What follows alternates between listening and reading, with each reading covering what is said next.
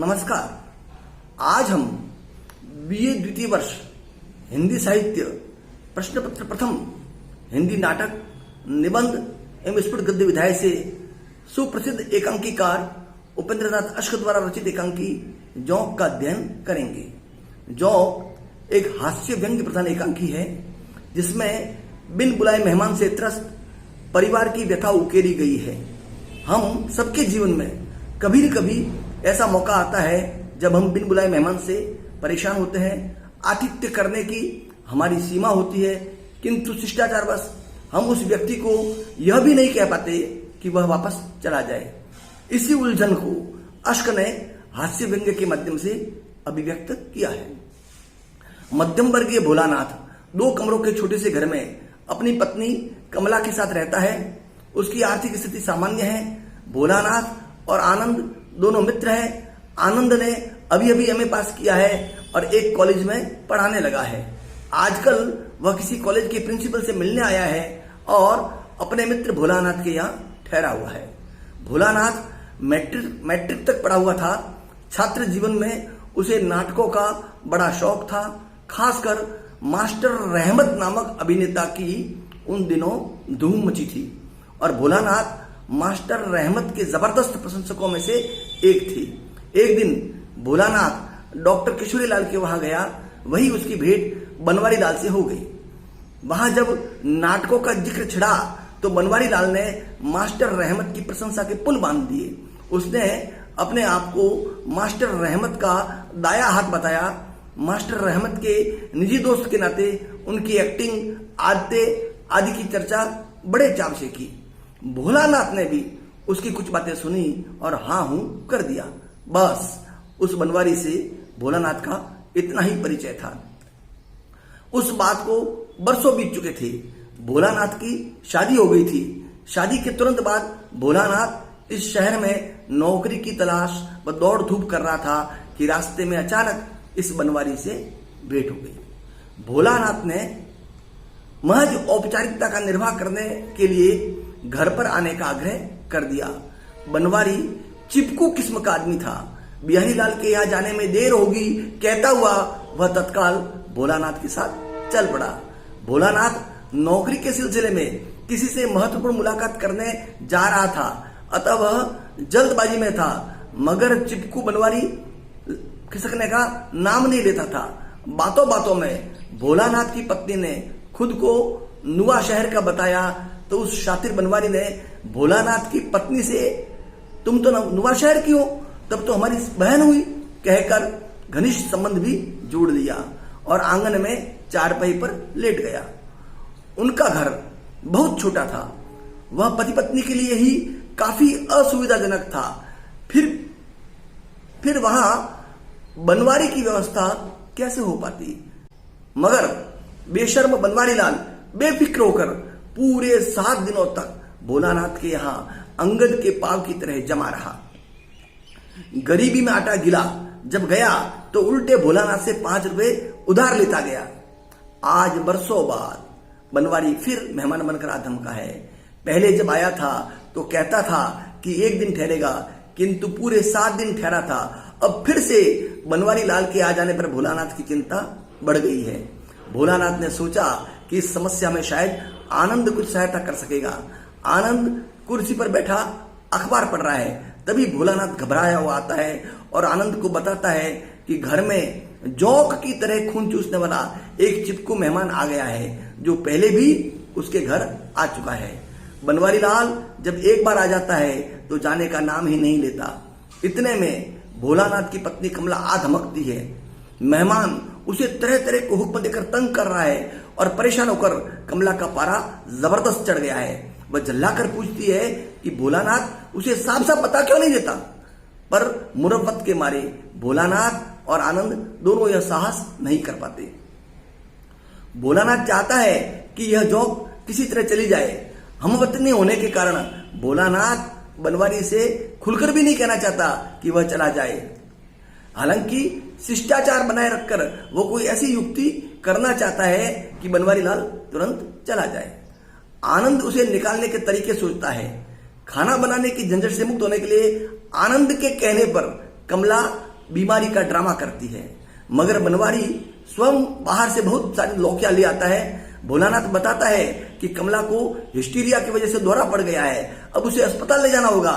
आनंद उपवास का बहाना करता है। तब बनवारी लौकी की खीर बनाने व 2 रोटियां सेकने की बात करता हुआ रसोई घर में चला जाता है और कहता है कि लौकी की खीर हिस्टीरिया पर बड़ा लाभ करती है, सो थोड़ी कमला जी को भी खिलाएंगे। वह 2-4 आने खर्च कर दूध, घी व मसाला भी ले आता है। इस तरह पहली तरकीब काम नहीं आती। भोलानाथ झल्लाकर आनंद से कहता है, यह पूरा जोक है, ऐसे नहीं जाएगा, कोई और तरकीब भिड़ाओ। 5 आने खर्च कर देगा तो क्या हुआ, गत वर्ष जाते जाते मुझसे 5 रुपए ले गया था। इन 5 रुपयों की बात पर कमला के तेवर चढ़ जाते हैं। वह कहने लगी, मुझे मेरे मैके छोड़ाओ, मैं तुम्हारे ऐसे ढंग और ऐसे दोस्तों से बाज आ गई। मैके जाने की बात पर आनंद को एक नया तरीका सूझ गया। उसने भोलानाथ और कमला को पड़ोस में भेज दिया। जब बनवारी आया तो उसने बताया कि कमला की तबीयत बहुत खराब हो जाने से भोलानाथ उसे मैके छोड़ने गए हैं, मुझे भी बाहर जाना है। पर बनवारी के आगे उसकी एक न चली।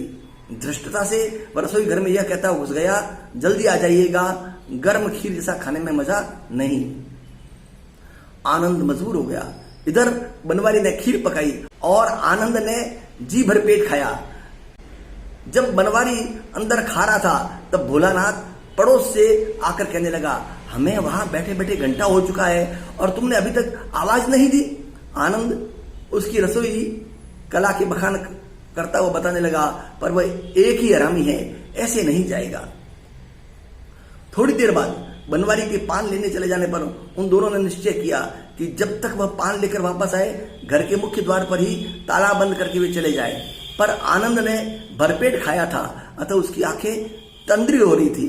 वह कमरे के भीतर सो गया और सारा सामान अंदर करके भोलानाथ ने बनवारी का हैंडबैग बाहर रख दिया, फिर घर ताला लगाकर चल दिया। बनवारी लौटा तो सारी स्थिति समझ गया। ढीठता से हंसते हंसते उसने द्वार के पास चारपाई बिछा दी और लंबी तान कर सो गया। कमरे के भीतर सोया आनंद जब जागा तो 3:30 बजने जा रहे थे। उसे प्रिंसिपल से मिलने जाना था और कमरे का दरवाजा जो बाहर की ओर खुलता था उसी से सटकर बनवारी सो रहा था। आखिरकार टिपाई पर चढ़कर वह रोशनदान से नीचे उतरने लगा। तभी बनवारी जाग गया। आनंद को पहचानते हुए भी उसने चोर चोर का शोर मचाकर कुछ लोगों को इकट्ठा कर दिया। जब तक आनंद कोई सफाई देता उसे चोर करार दिया गया। एक पंजाबी पड़ोसी ने तो उसे 2-4 थप्पड़ भी जमा दिए। बनवारी ने जानबूझकर आनंद को चोर बना दिया। फिर वह थाने में पुलिस को बुलाने चला गया जिससे उचित कार्रवाई की जा सके। इसी वक्त परेशान भोलानाथ और कमला वापस आ गए। सारा हो हल्ला देखकर भोलानाथ हैरानी में पड़ गया। आनंद से सारा हाल जानकर वह गुस्से से भर उठा, क्योंकि इस सारे कांड का कारण बनवारी अभी तक टला नहीं था। सबको हटाकर भोलानाथ परिस्थिति संभाल रहा था कि थाने में गया बनवारी वापस आ गया और जैसे कुछ जानता न हो वैसे मुंह बनाकर कहने लगा, यह विचित्र दोस्त है आपके, यह तो सब कुछ उठाकर ही ले चले थे।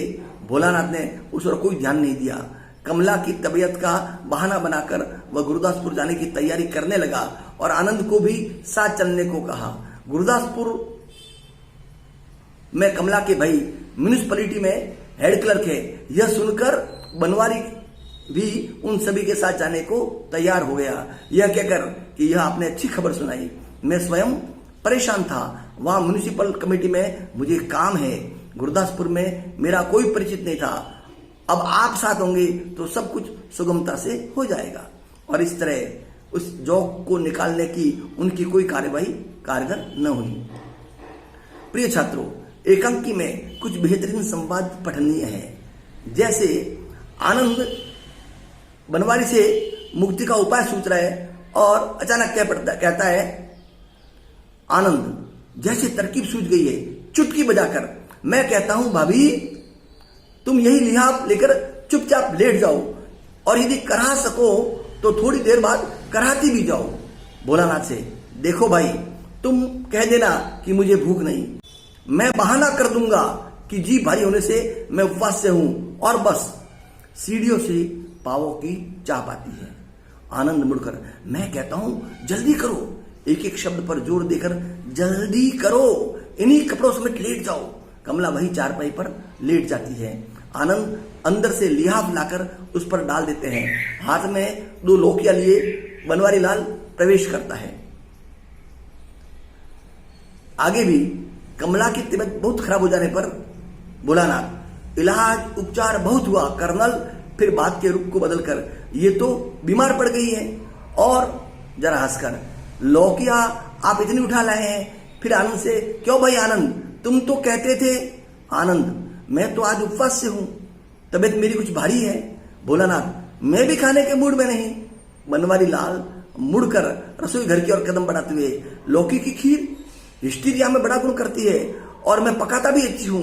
जरा हंसकर, साथ ही अपने लिए भी 2 रोटियां सेक लूंगा और तरकारी भी लौकी ही की बन जाएगी। मेरा तो ख्याल है आप भी खाए, मजा ना आ जाए तो नाम नहीं।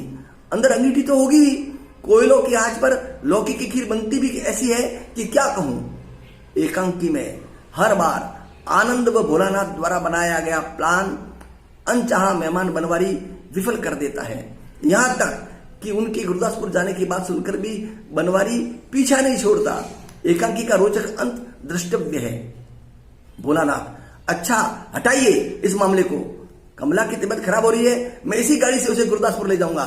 चलो आनंद, तुम मेरे साथ चलो, अब प्रिंसिपल साहब से कल मिल लेना। बनवारी, आप गुरदासपुर जा रहे हैं? आपका ससुराल तो नवा शहर है। भोलानाथ, वहां कमला के बड़े भाई रहते हैं। बनवारी चौंक कर, भाई? भोलानाथ, म्युनिसिपल कमेटी में हेड क्लर्क है। बनवारी, म्युनिसिपल कमेटी में? उल्लास से हल्की सी ताली बजाकर, यह आपने अच्छी खबर सुनाई। मैं स्वयं परेशान था। वहां म्युनिसिपल कमेटी में मुझे काम है। गुरदासपुर मेरा कोई परिचित नहीं था। अब आप साथ होंगे तो सब कुछ आसानी से हो जाएगा। ठहरिए, मैं यह बैग उठा लूं। बढ़कर बैग उठाता है। इसी के साथ एकांकी का पटाक्षेप हो जाता है। निस्संदेह इस एकांकी में जौक की तरह चिपकने वाले मेहमान वो उससे त्रस्त परेशान मेजबान का सटीक व मनोहारी चित्रण किया गया है। प्रिय विद्यार्थियों, इस एकांकी की PDF कॉपी मैं आपको WhatsApp पर भेज दूंगा। आप उसका अध्ययन करें और इस वीडियो को 1-2 बार आराम से देखें। इस एकांकी के मर्म को समझने की कोशिश करें। धन्यवाद, नमस्कार।